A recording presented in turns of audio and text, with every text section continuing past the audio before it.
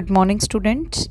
Today we will discuss the next topic of your bio book, bio NCERT book, the search for genetic material. Okay, so as we all know that Frederick Mesher, he had discovered the nuclein, okay, the acidic nature of DNA also. Then Mendel he had given the principle of inheritance. तो ये जो दोनों काम हैं ये almost same time में हुए थे.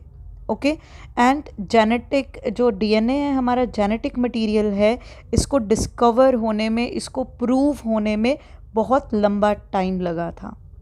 Okay so in between these what happens, different scientists they give on their theories, they give on their principles to explain the different kind of molecules which are helping in the transferring of the character from one generation to the another generation. But finally there was a experiment performed by Frederick Griffith and the name of the experiment is transforming principle और the Griffith experiment.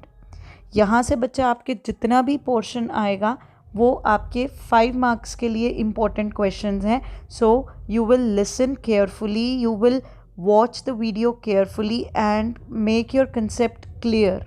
Okay now let's begin with the transforming principle that was given by Frederick Griffith in 1928.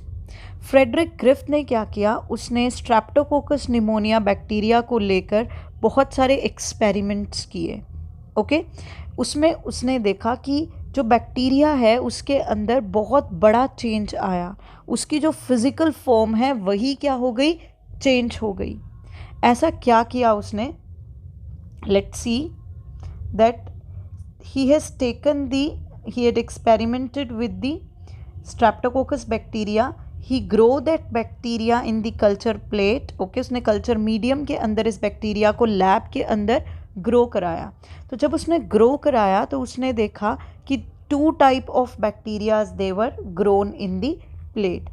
Some of them they have produced the smooth shiny colony and some of them they are producing the rough colonies. तो उसने देखा कि 2 अलग अलग तरीके के bacterias culture plate में grow कर रहे हैं, बट उसने ग्रो सिर्फ एक ही वैरायटी कराई, दैट इज स्ट्रेप्टोकोकस बैक्टीरिया. तो यहाँ पर उसको 2 अलग अलग तरह के बैक्टीरियल कल्चर्स मिले. ओके तो जहाँ पर उसने स्मूथ कॉलोनी देखी उसने उसको एस स्ट्रेन नाम दे दिया, एस वैरायटी का नाम दे दिया. और जहाँ पर उसने रफ कॉलोनी ऑब्जर्व करी वहाँ पर उसने उस बैक्टीरिया को नाम आर स्ट्रेन दे दिया. ओके अब ये जो स्मूथ शाइनी कॉलोनी बनी थी, it was due to the presence of the mucus that is the polysaccharide. Okay it is the complex sugar. उसका एक कवर बना हुआ है, उसका एक कोट बनता है इन बैक्टीरियाज के चारों तरफ जो उसको शाइनी और स्मूथ लुक देता है. बट आर स्ट्रेन के जो बैक्टीरियाज हैं उनके पास ये म्यूकस कोट नहीं होता, जिनकी वजह से ना तो वो स्मूथ दिखाई देते हैं और ना ही वो शाइनी दिखाई देते हैं. अब अगर हम इनकी प्रॉपर्टीज़ के बारे में पढ़ें तो ये जो एस स्ट्रेन बैक्टीरिया हैं ये वायरलेंट होते हैं, जानलेवा होते हैं. Okay and they cause the pneumonia infection, severe pneumonia infection करेंगे जिसके कारण जो ऑर्गेनिज्म है उसकी डेथ भी हो जाएगी. लेकिन जो आर स्ट्रेन बैक्टीरिया है दे आर नॉन वायरलेंट, यानी वो जानलेवा नहीं है. Is that clear? वो इतना ज़्यादा निमोनिया, जो इतना ज़्यादा सिवियर निमोनिया कोज नहीं करते कि किसी ऑर्गेनिज्म की क्या हो जाए, डेथ हो जाए. तो एज अ रिज़ल्ट जब इसको इंजेक्ट करते हैं हम माइस के अंदर तो mice was living and when we inject S strain into mice the mice it dies. Okay so ये आपको याद रखना है. नेक्स्ट इज़, अब ग्रिफ्थ ने क्या किया, अब ग्रिफ्थ ने देखा कि जो माइस है एक केस में डाई हो रहा है और एक केस में लिविंग है. तो ग्रिफ्थ ने थोड़ा सा ट्विस्ट किया. अब ग्रिफ्थ ने क्या किया, जो उसने क्या लिया, हीट, उसने कुछ बैक्टीरियाज लिए, एस स्ट्रेन के कुछ बैक्टीरियाज लिए और उनको किल कर दिया बाय हीटिंग. ठीक है, so he has made the S strain bacteria the heat killed bacteria. Heat करने से उनकी एक्टिविटी क्या हो गई, इनहिबिट हो गई, स्टॉप हो गई। जब उसने एस स्ट्रेन जो उसने हीट किल किया था बैक्टीरिया, उसको माइस में इंजेक्ट किया तो उसने देखा कि माइस की डेथ नहीं हुई। लेकिन नॉर्मल एस्ट्रेन जो लिविंग एस्ट्रेन था वो तो माइस को क्या करा रहा था, डाई करा रहा था, क्योंकि उसके पास म्यूकस का कोट था, वो वायरलेंट था। लेकिन यहाँ पर हीट किल्ड ने क्या किया, माइस को लाइव रखा, उसको डाई नहीं होने दिया। अब उसने एक और एक्सपेरिमेंट किया। उसने क्या लिया, एस स्ट्रेन जो हीट किल बैक्टीरिया है वो लिया और उसके साथ उसने आर स्ट्रेन को भी डाल दिया। जब उसने इन दोनों के मिक्सचर को इंजेक्ट किया माइस में तो उसने देखा कि माइस डाई हो गया। होना तो क्या चाहिए था, एस स्ट्रेन भी लाइव बना रहा है, आर स्ट्रेन भी लाइव बनाता है, तो होना तो लाइव चाहिए था माइस। लेकिन यहाँ पर वो हैरान रह गया कि माइस क्या हो गया, डाई हो गया। ऐसा क्या हुआ जिसने माइस को मार दिया, क्योंकि दोनों ही तो न अब नॉन वायलेंट की तरह काम कर रहे थे। सो उसने देखा कि लिविंग एस बैक्टीरिया रिकवर हुआ डेड माइस से, यानी जो माइस की डेथ हुई थी वहाँ से उसने एक लिविंग एस बैक्टीरिया रिकवर किया। ये बहुत बड़ा सरप्राइज था उसके लिए। तो उसने यहाँ से एक प्रिंसिपल दिया, that is the transforming principle. उसमें उसने क्या बताया, जो आर स्ट्रेन बैक्टीरिया है जब वो heat killed S strain bacteria के कांटेक्ट में आया तो इस heat killed S strain bacteria ने आर बैक्टीरिया को ट्रांसफॉर्म कर दिया, बदल दिया, उसकी प्रॉपर्टीज़ को चेंज कर दिया। वो पहले म्यूकस कोट नहीं बनाता था, एस स्ट्रेन के कांटेक्ट में आकर उसने ट्रांसफॉर्मिंग प्रिंसिपल को इसमें कन्वे कर दिया, पास ऑन कर दिया, जिसकी वजह से अब उसने जो म्यूकस कोट बनाया वो स्मूथ म्यूकस कोट बनाया। क्योंकि नॉर्मल आर स्ट्रेन बैक्टीरिया कभी भी म्यूकस कोट नहीं बनाएगा, बट जैसे ही वो heat killed S strain bacteria के कांटेक्ट में आया तो heat killed S strain bacteria ने अपना कुछ ऐसा पार्ट उसके अंदर डाल दिया जिसके थ्रू क्या हुआ, जो आर स्ट्रेन है उसने अब म्यूकस कोट बनाना शुरू कर दिया। जैसे ही म्यूकस कोट बनाया उसने माइस को डाई करा दिया, क्योंकि एस वाले की प्रॉपर्टी आ गई, वायरुलेंट बन गया वो।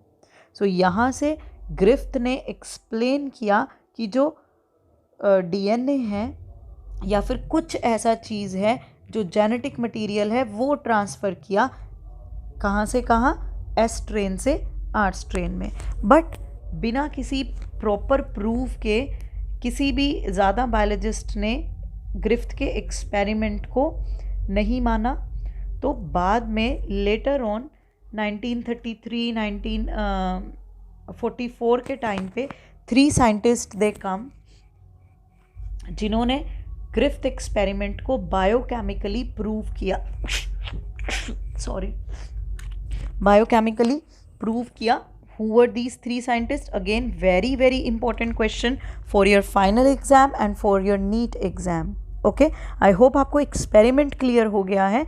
अब हम उसकी बायोकेमिकल प्रूफ पढ़ेंगे, बायोकेमिकल करेक्टराइजेशन पढ़ेंगे ग्रिफ्थ एक्सपेरिमेंट का। So 3 scientist were there, Oswald Avery, Colin MacLeod and Maclyn McCarty. इन तीनों ने क्या किया, इन तीनों ने, ग्रिफ्थ ने जो अपने एक्सपेरिमेंट में चीज़ एक्सप्लेन करी उनको बायोकेमिकली प्रूव कर दिखाया ताकि उसको सभी के सभी बायोलॉजिस्ट माने। ओके, सो उन्होंने क्या किया, उन्होंने बायोकेमिकल्स को प्यूरीफाई किया हीट किल्ड एस बैक्टीरियाज में। कौन कौन से बायोकेमिकल्स को प्यूरीफाई किया, प्रोटीन्स को, ओके, डीएनए को एंड आरएनए को।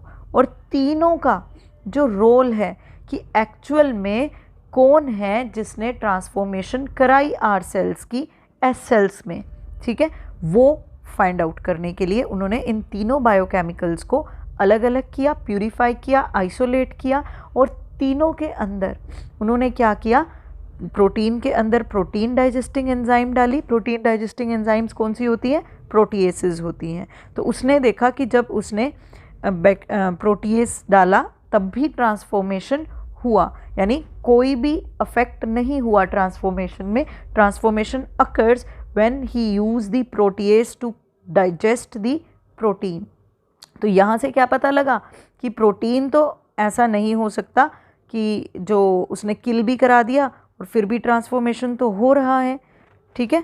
तो ट्रांसफॉर्मेशन तो रुकना चाहिए था ना, अगर प्रोटीन वो ट्रांसफॉर्मेशन कराता होता। तो प्रोटीन का कोई असर ही नहीं हुआ, उसका किल होने का कोई इफेक्ट नहीं हुआ, फिर भी ट्रांसफॉर्मेशन तो हो रहा है। फिर उसने आरएनए के डाइजेस्ट करने के लिए आरएनए डाइजेस्टिव एंजाइम ली, दैट इज़ आरएनएस एंजाइम। फिर उसने सेकेंडली फिर ऑब्जर्व किया कि ट्रांसफॉर्मेशन तो फिर भी हुआ, यानी आरएनए होना या ना होने का भी कोई इफेक्ट ट्रांसफॉर्मिंग प्रिंसिपल पे नहीं हुआ। लेकिन जब उसने थर्ड एक्सपेरिमेंट में डीएनए को डाइजेस्ट करने के लिए डीएनएज एंजाइम को यूज़ किया, तो उसने देखा कि ये जो डीएनएज एंजाइम था, ये डीएनएज एंजाइम जैसे ही उसने डाला और उसने डीएनए को डाइजेस्ट किया, तो क्या हुआ, वहाँ पर ट्रांसफॉर्मेशन नहीं हो पाई। यानी डीएनए की जैसे ही डाइजेशन हुई तो transformation it get inhibited, inhibition हो गई। यहाँ से सजेस्ट हुआ, यहाँ से प्रूफ हुआ कि डीएनए ही एक्चुअल में वो चीज़ है जो ट्रांसफॉर्मेशन करा रहा है। यानी ग्रिफ्थ ने जिसको नाम दिया था ट्रांसफॉर्मिंग प्रिंसिपल का, कि कौन है, कौन सी चीज़ ऐसी ट्रांसफ़र हो रही है जो आर बैक्टीरिया की प्रॉपर्टीज़ को एस बैक्टीरिया की प्रॉपर्टीज़ में कन्वर्ट कर रही है। तो इन बायोकेमिकल करेक्टराइजेशन के थ्रू इन तीनों साइंटिस्ट ने, Oswald Avery, Colin MacLeod and Maclyn McCarty ने इस चीज़ को प्रूव कर दिया कि डीएनए है वो एक्चुअल में ट्रांसफॉर्मिंग प्रिंसिपल जो एक बैक्टीरिया से दूसरे बैक्टीरिया में ट्रांसफ़र हो रहा था। And finally it was concluded that DNA is the hereditary material. But अभी भी सभी के सभी साइंटिस्ट, सभी के सभी बायोलॉजिस्ट कन्विंस्ड नहीं हुए इस प्रूव से। ओके, सो आपकी बुक में नेक्स्ट एक लाइन गिवन है, can you think any difference between DNS and DNS. DNS का मतलब है डीएनए का strand of DNA. Okay, DNS मैंने अभी भी बताया, DNS is the enzyme which digest the DNA. So this was the experiment for the search of the genetic material. So हमने सबसे पहला एक्सपेरिमेंट किया for the search of the genetic material, transforming principle, which is also named as Griffith experiment. Okay, so Griffith ने किसके ऊपर किसको लेकर experiment किया था? Streptococcus pneumonia, which will cause the disease called as pneumonia. Okay, तो उसने उस बैक्टीरिया को इंजेक्ट कराया था माइस के ऊपर और डिफरेंट एक्सपेरिमेंट्स प्रूव करे थे, डिफरेंट एक्सपेरिमेंट्स परफॉर्म करे थे और फाइनली उसने क्या कहा था कि कोई ऐसा मटेरियल है जो जेनेटिक मटेरियल है जो ट्रांसफ़र हो रहा है, बट ही कांट एक्सप्लेन कि वो कौन सा जेनेटिक मटेरियल है, डीएनए है, आरएनए है या प्रोटीन है। लेकिन बाद में उसकी इस एक्सपेरिमेंटेशन के बाद में 3 साइंटिस्ट आए, उन तीनों ने बायोकेमिकली प्रूव कराया कि एक्चुअल में जिस ट्रांसफॉर्मेशन की, जिस मटेरियल की ग्रिफ्थ ने बात करी थी कि जो ट्रांसफ़र हो रहा है वो एक्चुअल में डीएनए है। ओके, सो उन्होंने इस चीज़ को प्रूव कराने के लिए बायोकेमिकल करेक्टराइजेशन दी। आई होप आपको ये एक्सपेरिमेंट क्लियर हो गया है। आज हम यही एक्सपेरिमेंट करेंगे because it is important one. Okay, तो अब आपने इस वीडियो को देखने के बाद इस इन नोट्स को नोट डाउन करना है अपनी नोटबुक में, क्योंकि ये मैंने फ्लो चार्ट के फॉर्म में बनाया है। And finally you will read this topic from your book. Thank you.